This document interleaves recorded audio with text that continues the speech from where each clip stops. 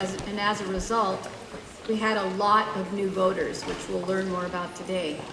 We also heard that several voters had complaints about process, so I would like our registrar recorder to address those issues. Specifically, we heard that voters had issues regarding the correct ballot that would allow them to vote for the presidential candidates.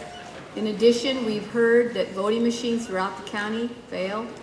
Finally, there were issues with ballots, including ballot shortages, voters received ballots for the wrong party, issues with vote by mail ballots, and there have been numerous complaints that ballots were not counted in a timely manner.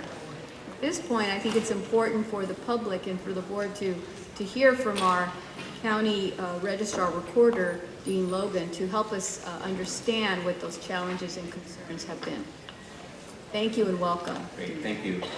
Good morning, Madam Chair, members of the board. I am Dean Logan. I'm the registrar recorder, county clerk here in Los Angeles County. I appreciate the opportunity to come this morning to share with you some information about the June 7th presidential primary election. As was stated in your introductory remarks, this was an extraordinary election. The presidential primary is the most complex election that we conduct in the state of California, and there are elements of it that by design are challenging, certainly challenging for voters, cumbersome for poll workers, and difficult to administer. I think we talked with each of your offices in advance of the election about those things. We took on extraordinary measures to try and address those issues, but I think it's important to acknowledge today that we recognize that there were issues that came up during the election. We're working to address those. We've tried very transparently to address those. I spent a considerable amount of my time on election day, even directly corresponding with voters through social media to address those issues as well. So I appreciate the opportunity to come and walk through the assertions that have been made about the election, let you know the steps we've taken, what we did before the election, and also I'll conclude with some comments on some things that I think that we can take care of going forward. Just a little bit of context to get us started, I think, is to recognize again that this is a unique election. It's run differently than our typical elections. It only happens every 4 years. We had a lot of new voters who had never voted in a presidential primary or a partisan primary in California, and certainly in the time frame since we moved to the top 2 primary system. So this is the first time many voters ever experienced an election where they had to have a party-specific ballot. That was further complicated by the fact that the major political parties make a decision based on their rules on which nonpartisan voters can participate in their primary, and those rules were different in the 2 major parties in this election. We have 4,511 polling places in LA County spread out over 4,000 square miles. We rely on the work of 22,300 very dedicated and very critically important poll workers to deliver those services on election day. So as I go through these issues, I will try to, again, touch on them and then respond to questions. I do want to mention in particular, because I know that you have all been informed, I'm aware of a particularly egregious circumstance at a polling place in Echo Park. There's a video that has gone out about that. I want you to know that we are looking at that very, very closely. During the post-election canvass, I'm having all of the poll workers who worked at that polling place interviewed. I'm talking to the facility manager at that location, and we are looking for a complete record of that, and we will have that available by the time we certify the election. So again, just to launch into this, I think it's important to note that voting is an individual act, but it has cumulative impact. It requires significant resources deployed in a short period of time over a great distance. It also relies on transparency, security, and accountability. And I think we achieved that cumulative impact with this election, or are achieving that. We still have a ways to go in terms of certifying it. But I also want to recognize that for any individual voter who encountered difficulties or challenges in the act of voting on election day, the cumulative impact does not diminish the impact of the individual voter, and we know that that's our obligation to meet that in the future and going forward. So, just to go through these, one of the assertions is that there were multiple problems at polling places throughout Los Angeles County. Again, I think that that's a broad statement. I think it refers to the complications that were associated with the surge of new voters, many of whom were unfamiliar with the party-specific primary rules. There was also an increase in party affiliation changes leading right up to the election, which meant that we were producing election materials and supplies at the same time that we were making changes to individual voter registrations. So then providing supplemental supplies to those polling places, because we're still relying on a very manual election system. It meant for the poll workers, they had to navigate 10 different ballot styles at each of those 4,500 polling locations. And for a nonpartisan voter, it meant that they had to make a decision between 4 options of which ballot to receive and to mark in the roster.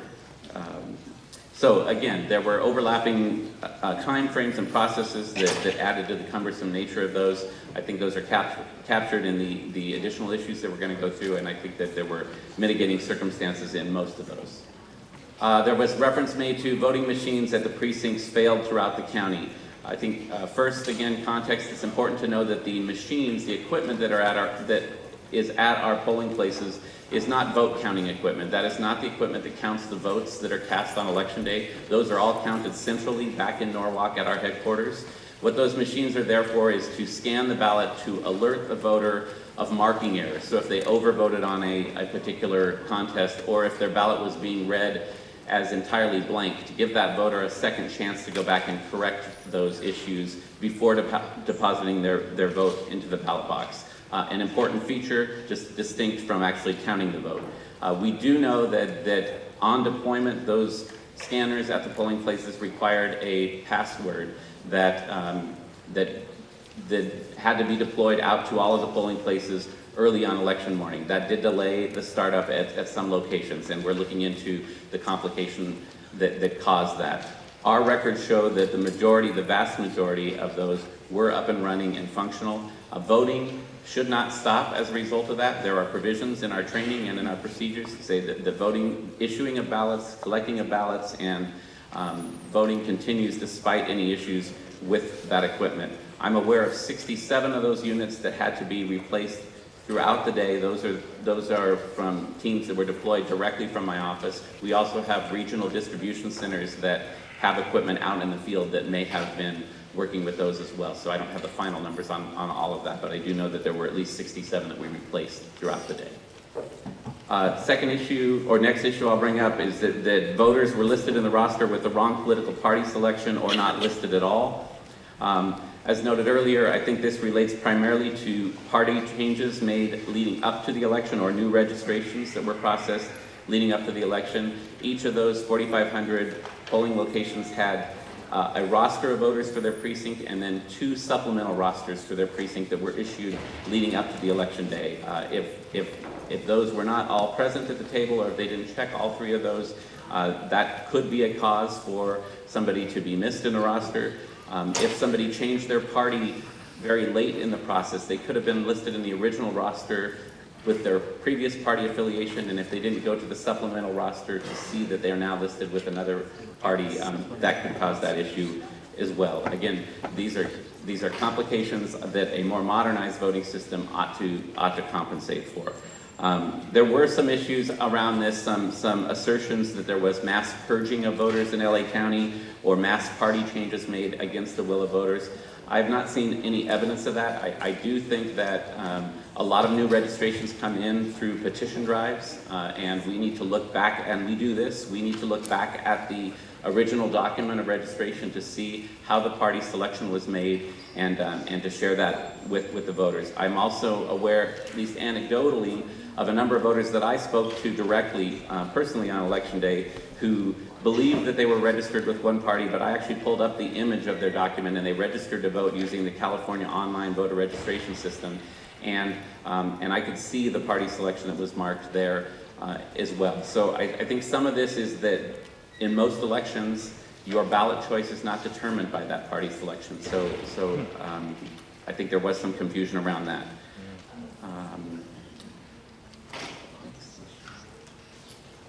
Similarly, voters indicated that they were listed as receiving a vote by mail ballot that they did not receive or request. This is another example where According to the rules in the state of California, if we show that a vote-by-mail ballot was issued to you as a voter and you show up at a polling place to vote on election day, if you can surrender that vote-by-mail ballot, we can issue you a regular ballot. If you don't have that vote-by-mail ballot to surrender, we have to issue you a provisional ballot. This is the safeguard to make sure that voters don't vote both at the polls and through the mail. Again, anecdotal stories of people who believe that they were listed as vote-by-mail voters who say they've never requested to be vote-by-mail voters. Again, I looked at several images of documents where that box was checked. I think that there was an issue in California when online voter registration first went into effect. I think that checkbox was easily checked without people really recognizing what they were doing. In other words, it followed, are you 18 years old? Check yes. Are you a United States citizen? Check yes. Do you want to be a permanent vote-by-mail voter? And I think a lot of people just checked that last box. That has since changed in the last year. The California Secretary of State has changed that interview process, but I do believe that that is one of the symptoms to that particular issue. There was a ballot shortage at some polling locations. This was an issue that was raised during the weekend leading up to the election. We are aware of isolated incidences where we had emergency openings. An emergency opening at a polling place is where the poll worker, the inspector, is not able to show up election morning, and they are the ones who have the supplies for that precinct, so we have to deploy emergency supplies. Usually that means just getting emergency generic ballots out to